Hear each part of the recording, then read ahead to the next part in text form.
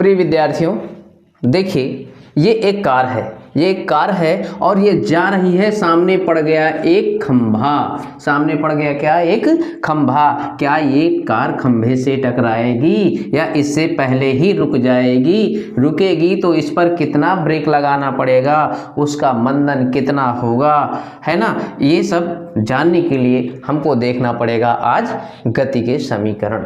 ठीक है, गति के समीकरण हम आज देखेंगे।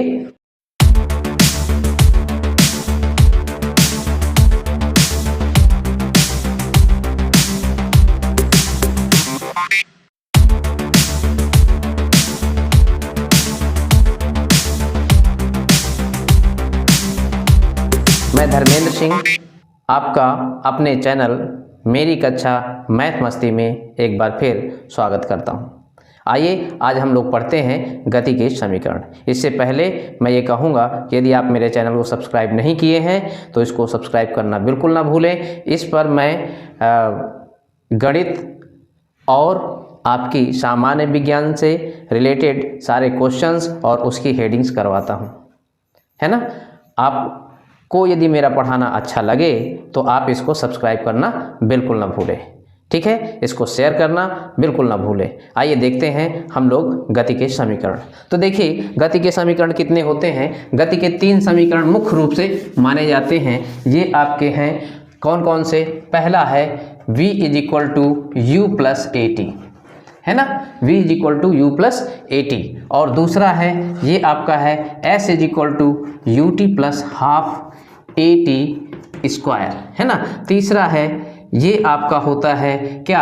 v² = u² + 2as। ये 3 समीकरण गति के समीकरण कहलाते हैं, है ना? अब इस पर ये 3 मुख्य रूप से हैं। यदि मंदन हो रहा है तो यहाँ माइनस लग जाएगा, मंदन त्वरण माइनस में आ जाएगा। यहाँ पर भी यदि ऐसे है तो ये माइनस हो जाएगा। और यहाँ पर भी यदि मंदन है, गाड़ी में ब्रेक लगा रहे हैं तो ब्रेक लगाने के लिए आप माइनस चिन्ह का उपयोग करेंगे। ठीक है, कैसे ये आते हैं? आइए हम लोग इनको थोड़ा सा ग्राफी निरूपण हम लोग इनका देख लेते हैं। ठीक है, ग्राफ से बहुत आसानी से डेरिवेशंस हो जाते हैं। आइए थोड़ा हम लोग देख लेते हैं कि ग्राफ से ये समीकरण कैसे आते हैं। देखिए पहला समीकरण, या आप देखते हैं इसको पहले हम ग्राफ से हल करके देख लेते हैं, फिर इसके बाद इससे संबंधित कुछ सवाल भी बताएंगे, कैसे इस्तेमाल होते हैं ये हम लोग देखेंगे। देखिए ये एक मैंने खींचा, ये एक्स एक्सिस पे हमने ले लिया t। क्या ले लिया? t। और y एक्सिस पर हम ले रहे हैं क्या? वेग। क्या ले रहे हैं? वेग। तो ये क्या हो गया?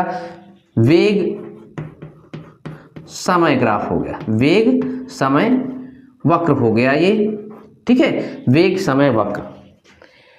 ये t = 0 पर यहाँ क्या होता है? 0। मूल बिंदु पर क्या है? ये मूल बिंदु पर t = 0 हो जाएगा।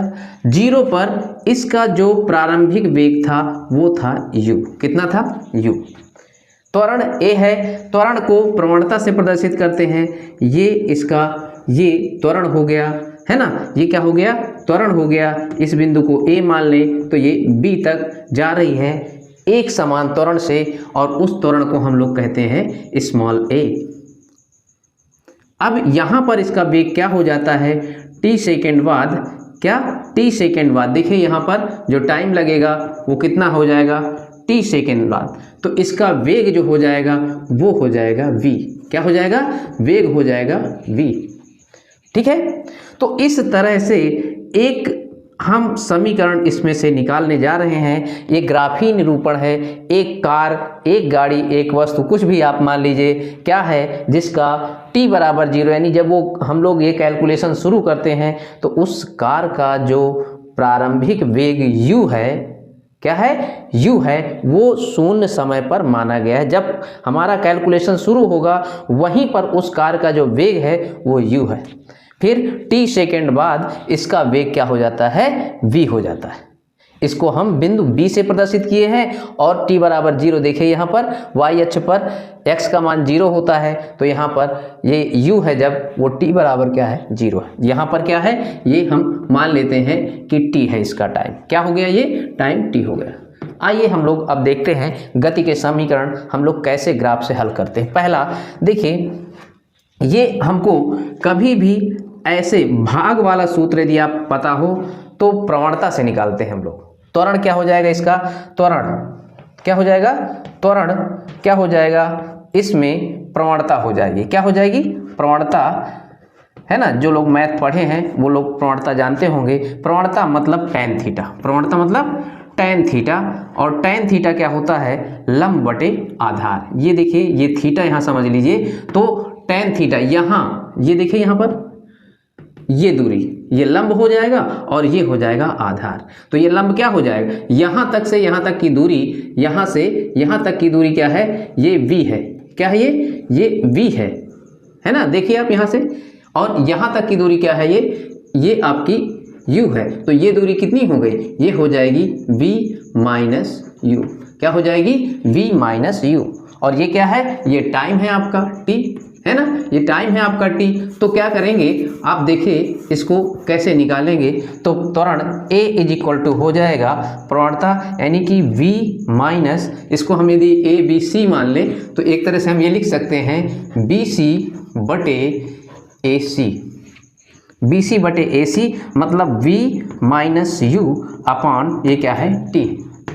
तो ये a इज इक्वल टू आ गया आपका v minus you upon t, इसको इधर ले आएंगे तो at इज इक्वल टू आ जाएगा v माइनस यू। v का वैल्यू क्या हो जाएगा, इसको इधर ले जाएंगे तो u plus at।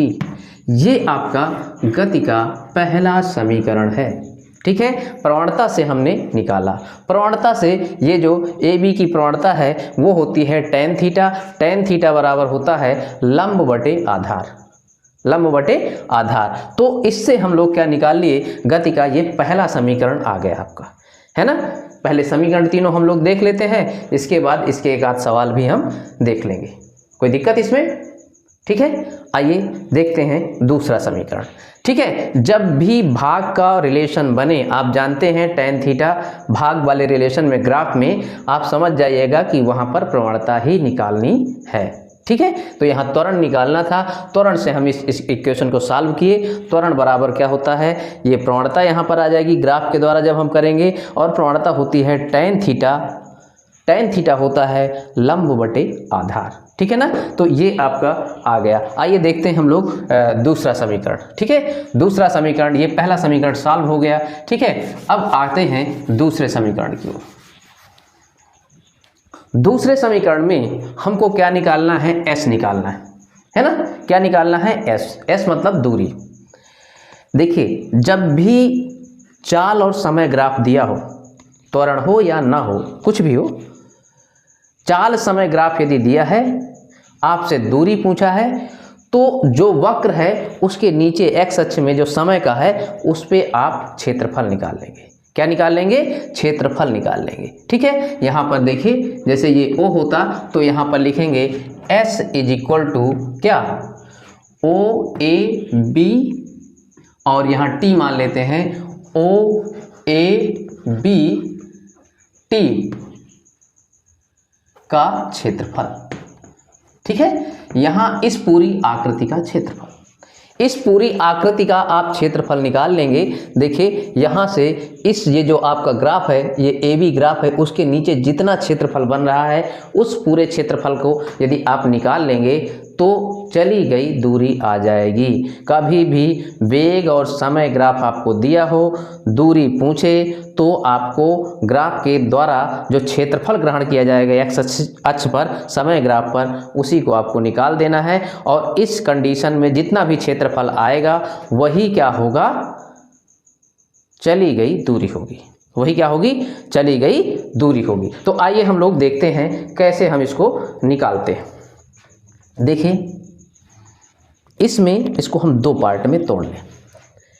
S is equal to, हम दो पार्ट में इसको तोड़ लेते हैं। एक पार्ट आपका ये है और दूसरा पार्ट आपका ये है। दो भागों में यदि हम इसको तोड़ लें तो ये क्या हो जाएगा, आपका आ जाएगा क्षेत्रफल। एक त्रिभुज है तो यहाँ पर देखिए क्या लिखेंगे, ओ ए सी टी का क्षेत्रफल, ओ ए सी टी का क्षेत्रफल और प्लस क्या कर दें इसमें, त्रिभुज ए बी सी का क्षेत्रफल, त्रिभुज ए बी सी का क्षेत्रफल। ठीक है, ये देखिए अब क्या करना है, दोनों का निकाल लेना है। ये आयत है तो आयत का क्षेत्रफल क्या होता है, लंबाई गुणे चौड़ाई। तो लंबाई गुणे चौड़ाई, देखिए ये क्या चौड़ाई क्या है, टी है और लंबाई यू है, तो आपका आ जाएगा ओ ए इंटू ओ टी या ए सी, जो भी आप कहना चाहें, ए सी।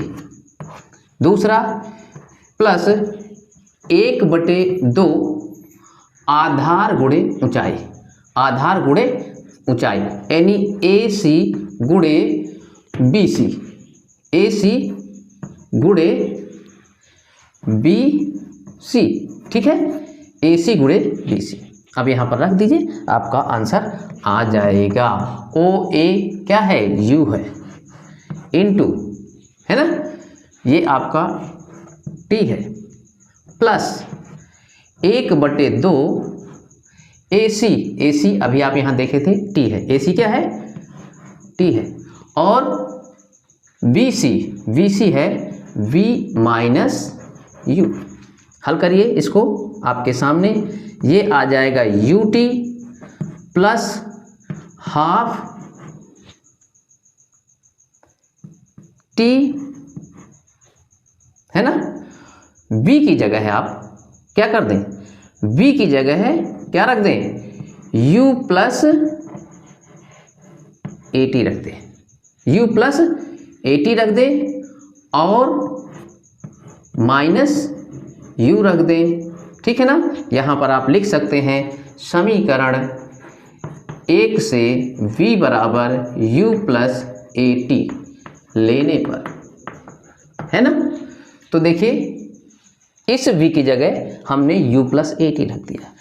अब जब आप इस ब्रैकेट को तोड़ेंगे तो ये और ये कैंसिल आउट हो जाएंगे, क्या आ जाएगा, ये आ जाएगा यू टी प्लस हाफ, और देखिए ए टी है यहाँ टी का गुणा, ए टी स्क्वायर, ये आपका एस था।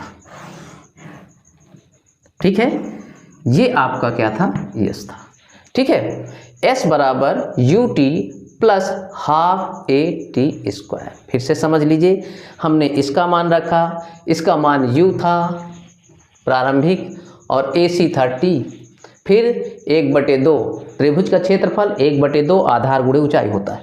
ठीक है ना, तो 1/2 रख दिए, आधार कितना है, ये है ए सी, ये क्या था, टी था, और ऊंचाई कितनी है, v माइनस यू।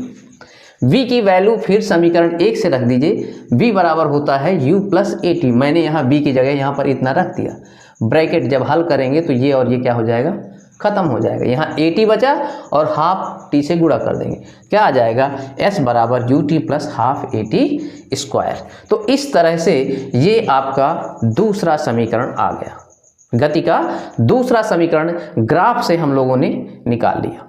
आइए देखते हैं अब तीसरा समीकरण। तीसरा समीकरण क्या होता है, आइए देखते हैं। देखिए यहाँ पर, ठीक है, तीसरा समीकरण भी आपका कैसे आएगा, इसका क्षेत्रफल निकाल के। ठीक है ना, हम क्या करेंगे, इस पूरे का क्षेत्रफल निकाल लेंगे, जैसे अभी निकाले थे, ये हम लोग इसको निकाल लेंगे तो उससे ही तीसरा समीकरण आ जाएगा। चलिए देखते हैं क्या हो जाएगा, S इज इक्वल टू क्या हो जाएगा, ओ ए बी टी, सम चतुर्भुज है ये, समलंब चतुर्भुज है ना, समलंब चतुर्भुज, समलंब चतुर्भुज ओ ए बी टी का क्षेत्रफल निकालना है। समलंब चतुर्भुज का क्षेत्रफल होता है 1/2 समांतर भुजाओं का योग, समांतर भुजाओं का योग और गुणे लंबवत दूरी, उनके बीच की क्या, लंबवत दूरी। देखिए बहुत सिंपल है, निकाल लीजिए। S इज इक्वल टू 1/2 समांतर भुजा, एक ये है ना। समांतर भुजा कौन कौन सी है, एक ये है और फिर दूसरी ये है। एक का मान u है और दूसरे का मान क्या है, v है ना। चाहे एक बार इस तरह लिख लीजिए, OA गुणे dt और लंबवत दूरी क्या है, AC यहाँ पर रखेंगे, इसको इधर ले जाइए। 2s is equal to OAU है और ये क्या है, v है।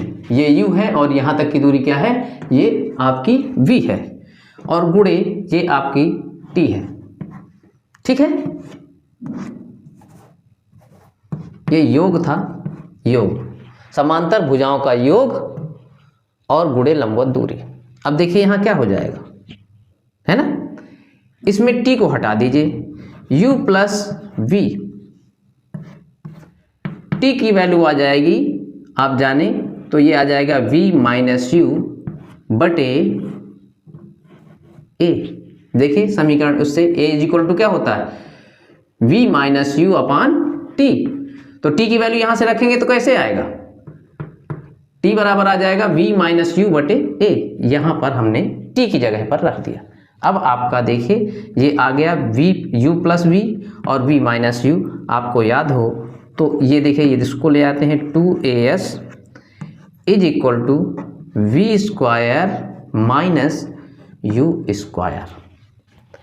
a plus B A minus B, A plus B A minus B, ये आपका होता है a square minus B square. यहाँ से आपका देखिए ये आपका समीकरण आ गया, v स्क्वायर बराबर यू स्क्वायर प्लस 2as। ये आपका समीकरण 3 था, ये समीकरण आपका 3 था।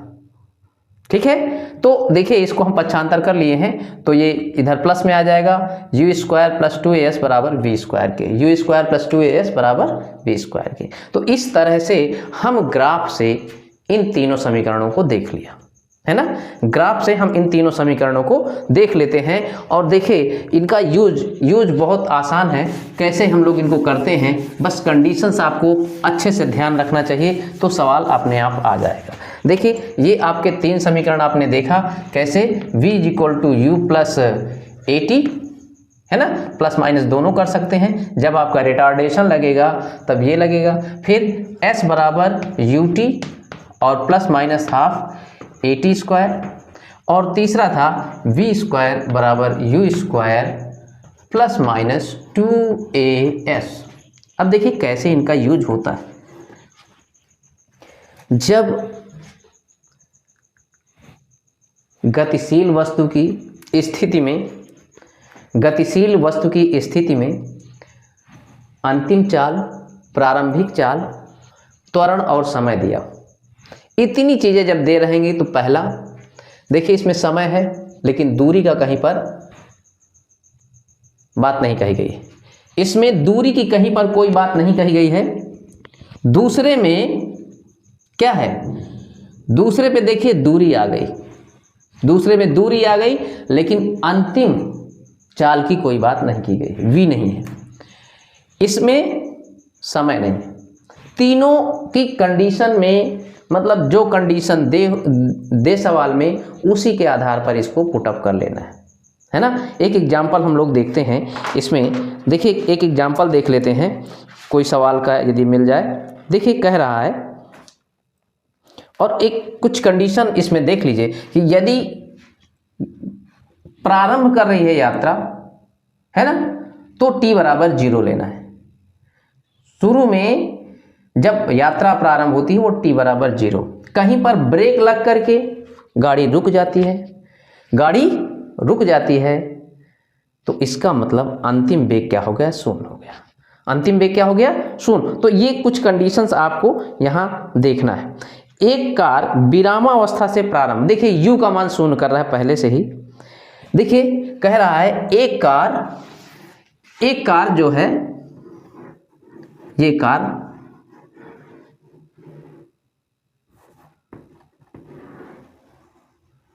ये u बराबर 0, विरामा अवस्था से चलती है, 8 मीटर प्रति सेकंड का त्वरण है।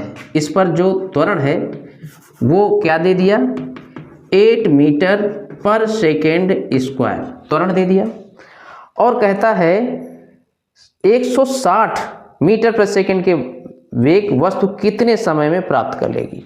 v is equal to 160 metre पर सेकेंड का वेग कितने समय में प्राप्त कर लेगी। मतलब आपसे पूछा है t, क्या पूछा है t, और कह रहा है इतने समय वो कितनी दूरी तय करेगी, और यश भी पूछा है। देखिए फिर से समझ लीजिए, ये कोई कार है, ये चलना प्रारंभ करती है शून्य वेग से। कह रहा है इसका त्वरण एक्सीलेटर, जिसको हम लोग बोलते हैं एक्सेलरेशन, 8 मीटर पर सेकेंड स्क्वायर है ना, 8 मीटर पर सेकेंड स्क्वायर है। इससे जब वो प्रारंभ करती है तो इतना, ये कितने समय में इसको प्राप्त कर लेगी, इस वेग को, अंतिम वेग उसका इतना दिया है, कितने समय में प्राप्त कर लेगी समय पूछा है। और कह रहा है कि उतने समय में ये दूरी कितनी तय कर लेगी। तो इस सवाल को हम देखते हैं, संभवतः इसमें जो समीकरण यूज हो जाएगा उसको देखते हैं। टी है ना, टी है, और ये ऊपर की 4 चीज़ें जानकारी में हैं, तो ये आपका पहले समीकरण से काम चल जाएगा, है ना, पहले समीकरण से काम चल जाएगा। आइए हम इसको लगाते हैं, ठीक है। देखिए आपका आ जाएगा पहला समीकरण, देखिए वी यू ए टी, हमारा वी यू ए और टी ज्ञात करना है।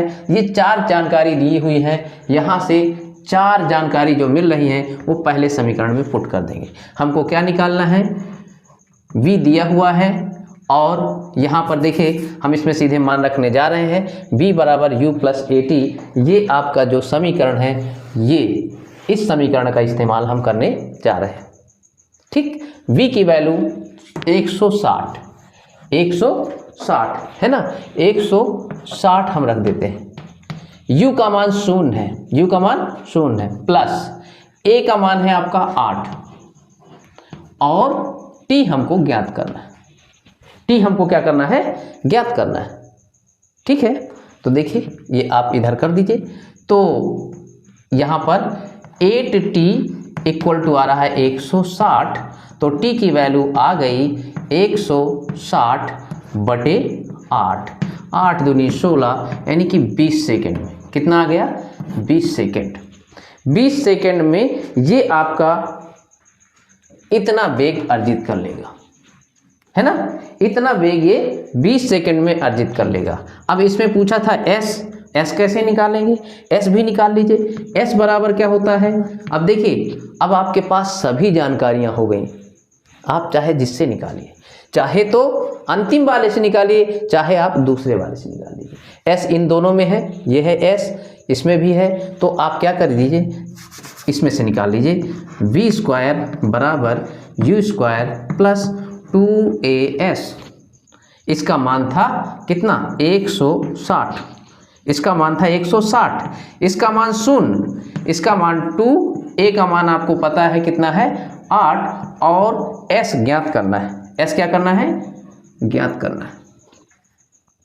हल करेंगे तो कितना आ जाएगा, इसका स्क्वायर है, ध्यान रखिएगा इसका स्क्वायर है, तो हल करेंगे क्या आ जाएगा, s बराबर आ जाएगा कितना, 160 गुणे 160 स्क्वायर है ना, और बटे 16, बटे क्या आ गया 16, 8 दूनी 16, इसका इधर जाएगा तो भाग चला जाएगा, ये 16 कट जाएगा, तो क्या बचेगा आपका 1600 मीटर।